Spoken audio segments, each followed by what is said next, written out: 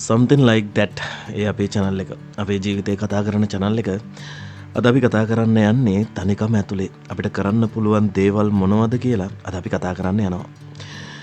ඉතින් කලබල වෙන්න ඕනේ නෑ. හිමීට හුස්මක් ගන්න. කිසිම හදිස්සියක් නෑ. මේ මොහොත වාටමයිති මොහොතක්.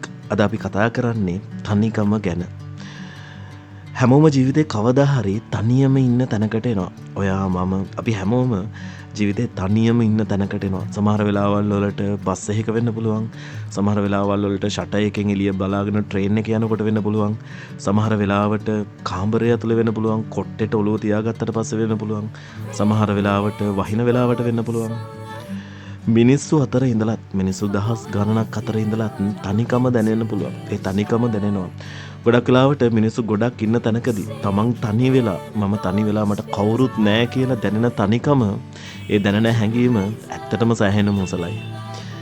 සිය ගාණක් මැසේජ් තිබුණත් එකම එක හිත රිදෙන මැසේජ් එකක් මුළු දවසම වෙනස් කරන්න පුළුවන්. ඒ වගේම කිසිම නොටිෆිකේෂන් එකක් නැති නිහඬ රැයක අපේ හිතේ සද්දේ ගොඩක් ලොකුවට හෙන්න පටන් ගන්නත් පුළුවන්. ඒ වෙලාවට ගොඩක් කට්ටිය කරන්නේ ඒ නිහඬකමෙන් පැනලා යන එක. ඒ නිහඬකමට බයේ පැත්තකට වෙලා වෙන මොන හරි දෙයකට ફોකස් කරන එක.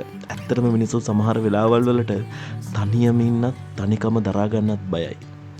ෆෝන් එක අරගෙන අකණ්ඩව ස්ක්‍රෝල් කරනවා. මූවි එකක් දා ගන්නවා, ගේම් එකක් ගහනවා, නැත්නම් කවුරු හරි කෙනෙක්ට කතා කරන්න හොයනවා. ඒත් අද අපි වෙනස් දෙයක් කරලා බලමුද? අද අපි වෙනස් දෙයක් කරමු. එන්න අපි වෙනස් දෙයක් කරමු. අපි තනිකමෙන් පැනලා යන්නේ නැතුව අද අපි තනිකමෙන් පැනලා යන්නේ නැතුව ඒකත් එක්ක ටිකක් වාඩි වෙලා කතා කරමු. මුලින්ම ජනේලයක් කරලා පිටත බලන්න. අහස මොන පාටයිද? ගහකොළ හෙල්ලෙනවද? රැහැයියන්ගේ සද්ද ඇහෙනවද? එහෙම නැත්නම් වාහනවල සද්ද ඇහෙනවද? එහෙම නැත්නම් මුහුදේ සද්ද ඇහෙනවද? ගඟක වයින්න පැත්ත අනුව ඒක වෙනස් වෙනවනේ. මට කියන්න පුළුවන් නම් දැන් කමෙන්ට් එකක් දාන්න. චැනලය කරලා පිටත බැලුවට පස්සේ ඔයාලට මොනවද පේන්නේ? අහස මොන පාටද? කුරුල්ලෙක් සින්දුවක් කියනවද? තරු පායලාද? එහෙම නැත්නම් මොකද්ද ඔයාලට පේන්නේ? මේ හැම දෙයක්ම අපිට නොමිලේ ලැබෙන පුංචි පුංචි තෑගි නේද? ඒත් අපිට ඒවා දකින්න වෙලාවක් නැති වුණා. ඊළඟට මොකද කරන්නේ? ෆෝන් එක විනාඩි 30කට පැත්තකින් තියමු. ලෝකේ නවතින්නේ නැහැ. ඒ මැසේජ් එක පස්සෙත් බලන්න පුළුවන්. ඒ වීඩියෝ එක හෙටත් තියෙනවා. ඒත් ඔයාට මේ මොහොත ආයේ එන්නේ නැහැ. දැන් කොලයක් ගන්න. එක ප්‍රශ්නයක් ලියන්න. මම ඇත්තටම සතුටින්ද? ඊට පස්සේ හිතට එන ඕනිම දෙයක් ලියන්න. ග්‍රැමර් හරිද කියලා බලන්න එපා. ලස්සන වචන හොයන්න එපා. හිත කියන දේ හිතෙන්ම ලියන්න. හිත කියන දේ විතරක් ඔයා ලියන්න.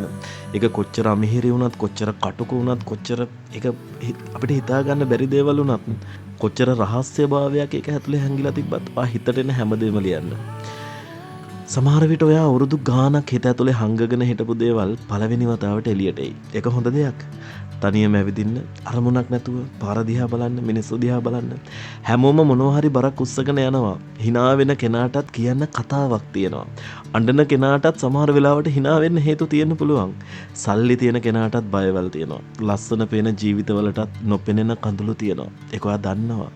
ඒක මතක් වුණාම අපි අපිව ටිකක් අඩුවෙන් විනිශ්චය කරනවා නේද? තනිකම කියන්නේ අලුත් මලුත් ස්කිල් එකක් ඉගෙන ගන්න තියෙන හොඳම කාලය. ඩ්‍රෝවින් කරන්න පුළුවන්, ඔයාට උයන්න පුළුවන්, ෆොටෝග්‍රැෆි කරමුද? ලැන්ග්වේජ් එකක් ඉගෙන ගමුද? මියුසික්, රයිටින් නැත්නම් මොකද්ද? ඔයා කැමති ඕනිම දෙයක්. කිසිම හේතුවක් නැතුව තේ එකක් හදාගෙන නිහඬව ඉන්න එකත් ස්කිල් එකක්. හැම වෙලාවෙම ප්‍රොඩක්ටිවිටි වෙන්න ඕනි නෑ. ටිකක් කම්මැලි වුණාට පස්සේ අවුලකුත් නෑ. ටිකක් ආදරණීය වුණාටත් එහෙම අවුලක් නෑ.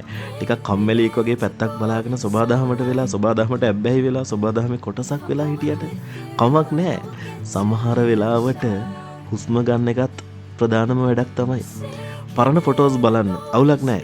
ඒත් පරණ දුකවල් ආයේ ජීවිතය ඇතුලේ ප්ලේ කරන්න හදන්න එපා. ජීවිතය ඇතුලේ රීප්ලේ කරන්න, ජීවත් කරවන්න try කරන්න එපා. ඔයා කොච්චර දුර ආවද කියලා මේ පරණ ෆොටෝස් වලින් බලන්න. සමහර පරණ ෆොටෝස් වලින් ඔයා හිටපු තැන දැන් ඉන්න විදිය ඔයාට මතක් කරලා දෙනවා. එදා අඬපු ප්‍රශ්න අද මතකවත් නැති දැන් තියෙනව නේද? එහෙමනම් අද අඬන දේවලුත් දවසක මතකයක් වෙයි. දවසක නිකන් මතකම නැති වෙලා වෙයි. ඒ මිනිස්සු, ඒ අවස්ථා, මේ හැම දෙයක්ම ජීවිතේ යථාර්ථයේ මුලාවක්. තනියම ඉන්න වෙලාවට පොතක් කියවන්න. පිටු දෙකක් වුණත් ඇති ඔයා පොතක් කියවන්න. අලුත් අදහසක් වගේ මුළු ජීවිතේම වෙනස් කරන්න පුළුවන්. අම්මට කෝල් එකක් දෙන්න. අම්මේ කොහොමද කියලා අහන්න. අලුත් ඇඳුමක් ගත්තද? අම්මා කෑවද? බෙහෙත් ගත්තද කියලා අහන්න. තාත්තගෙන් අහන්න. තාත්තේ කොහොමද? සනීපෙන්ද? දැන් ඇඟට අමාරුයිද? කොහොමද? යාළුවා ඒ වචන දෙක අහන්න බලාගෙන නැති අවුරුදු ගාණක් බලාගෙන නැති. යාළුවෙක්ට මැසේජ් එකක් දාන්න. මචං මට උඹව මතක් වුණා. ඒ වචන දෙක කෙනෙක්ගේ දවසම ලස්සන කරන්න පුළුවන්. අද කැඩුණු හිතක් තියෙනවා නම් ඒකට බලෙන් හිනාවක් දාන්න try කරන්න එපා. රිදෙනවා නම් රිදෙන්න දෙන්න. අඬන්න ඕනි නම් අඬන්න. කඳුළු කියන්නේ දුර්වලකමක් නෙවෙයි. හිතේ බර පිට වෙන විදිහක්. තනිකම ඇතුලේ ඔයාට ඔයාගෙන අලුත් දේවල් හොයාගන්න පුළුවන්. අනිත් අය වෙනුවෙන් ජීවත් වෙලා අමතක වුණු ඇත්ත ඔයාව අනිවාර්යයෙන්ම හොයාගන්න පුළුවන්. ඒ හීන, ඒ කැමති දේවල්, ඒ පුංචි පුංචි සතුටු හිතෙන කාරණා, ඒ හැමදේම තවම ඔයා ඇතුලේ තියෙනවා. තාම ඔයා ඇතුලේ ජීවත් වෙනවා.